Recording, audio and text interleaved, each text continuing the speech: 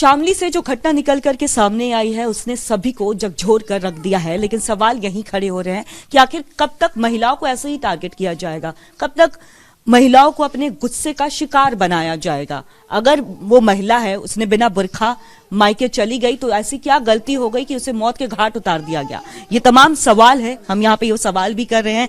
लेकिन फारूक जो कि आरोपी है, उनकी माता जी हमारे साथ है। माता जी, फारूक किस मिजाज का शख्स था? क्योंकि जैसा कि उसने पुलिस को भी बताया कि बुरखा नहीं पहनने से बहुत नाराज हो गया, कभी ऐसे अनबन करता था कपड़ों को लेके भी वो? जी वो पर्दे से में रखा था, बुरखे से में अंदर रहती, बाहर नहीं आती, बच्चे बुच्चे आ जाते हैं। कोई बाहर का काम इतना हमारे साथ रहा, ठीक हम कर देते, हमारे साथ लड़ाई कर रखी थी। साल से आवाजा बनते हैं। आप लोगों से बात नहीं होती थी? ना बाप से ना अम्मी से। बच्चे थे मेरे पास आ जाते, कोई चीज की तमन्ना थी ले जाते, दे देते। हाँ। तो जब जैसे उनकी पत्नी और दोनों बेटियां जो हैं वो गायब हो गई, उसने तो दफना दिया, लेकिन परिवार को या आस पड़ोस में किसी को भनक नहीं लगी, तो आप लोगों ने पूछा आखिर कहाँ है वो लोग, आ नहीं रहे हैं, क्या जवाब मिलता था? बच्चों ने बताया मेरी अम्मी, मेरा हम घर बनाओगे, मेरी अम्मी ने शामली वो लेकर किराए पर कमरा वहाँ छोड़ दी। बच्चों ने जी मैंने बताया, मेरा मतलब मेरा दिमाग ने कहा जी वो किसी तरह मस्ती तो अंदर रखा था, चल छोड़ दिया होगा। ये मुझे पता नहीं, एक दिन बाद बताया बच्चों ने, 2 दिन बाद बताया मुझे। कोई बात नहीं, मगर चल छोड़ रखे होंगे भाई, चिनाई नहीं लगती, मिस्त्री नहीं मिला, चलो भाई। फिर उसने परसों कपड़े फूंके उनके, बच्चों ने आगे बताया बड़ी अम्मी, मेरी अम्मी हर के कपड़े फूंक दे मेरा अब्बा ने। और मैं जाऊँ नहीं थी, दहशत लगा दी मुझे, बस जा नहीं थे हम 1 साल से। मैं क्यों अक्सर अलमारी में तो कर लिए नवे पुराने सारे। मतलब जब सारे कपड़े 2 दिन पहले फारूक ने अपनी पत्नी और बच्चों के जला दिए, तब जाकर के परिवार को शक हुआ। जब सब भागे फिर, जब इकट्ठे होकर कुंडे वाले उसके पास गए, पूछा कहाँ में बच्चे, किराए पर छोड़ रखे, कहाँ छोड़ रखे, चलो मैं दिखा। कल सुबह ही सारों को लेकर जाता उनको, चल दिखाऊंगा। उसके बाद में फिर न वहाँ मिले मुले न बताया, घर यही बताया, फिर कहीं ये कहता शाम को दिखा दूंगा, सांझ को करवाऊंगा बाद में।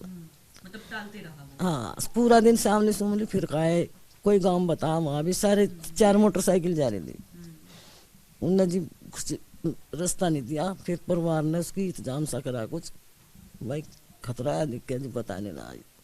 जब उन्होंने फिर बताया वो तो आप पुलिस को जिस तरह बताया, मेरे पास तो बस इतना ही बताता बच्चा ना क्या, यो ही मुझे मालूम हुआ, कपड़ों से मुझे बहम हुआ जब मैंने अपने आदमी को, अपने बच्चों को बताया।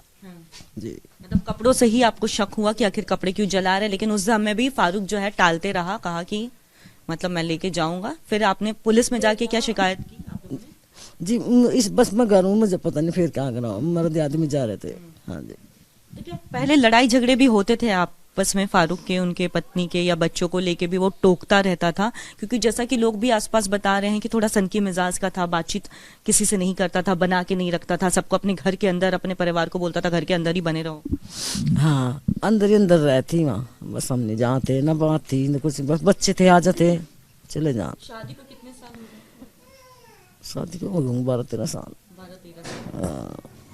अभी आप क्या मांग कर रही हैं? क्योंकि देखिए पुलिस ने उसे गिरफ्तार कर लिया, आपके लिए एक माँ का दिल भी है, लेकिन आपके जो पोती हैं वो भी नहीं रही, बहू भी नहीं रही, क्या आप कहेंगे? क्या मैं कुछ भी नहीं बता सकती,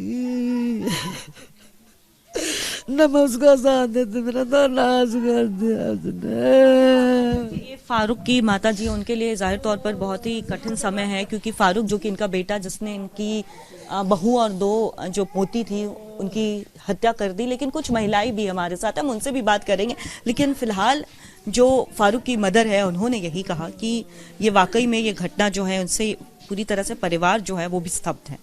विजय संतोष के साथ कोमल बहल, रिपब्लिक भारत।